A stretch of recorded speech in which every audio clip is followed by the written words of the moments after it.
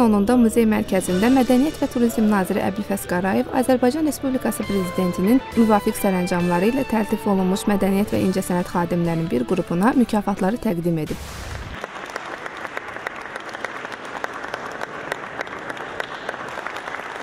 Əbülfəz Qarayev ölkəmizdə mədəniyyətin və incəsənətin inkişafında xidmətləri olan şəxslərə dövlət qayğısından söhbət açıb, onların əməyinə verilən qiymətin yaradıcılıq prosesinə müsbət təsir göstərdiyini diqqətə çatdırıb. Bildirib ki, bugün Azərbaycan teatr və kinosu özünün yeni inkişaf yoluna qədəm qoyub. Təltif olunanlar yaradıcılıqlarına verilən yüksək qiymətə görə Prezident İlham Əliyevə dərin minnətdarlıqlarını bildiriblər.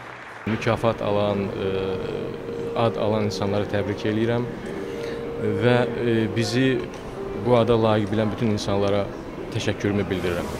Bu da mənim üçün bir hədiyyə idi ki, həm əməkdar artist, həm mənim əliliyim, həm də musiqili komediya teatrında yeni obrazlar.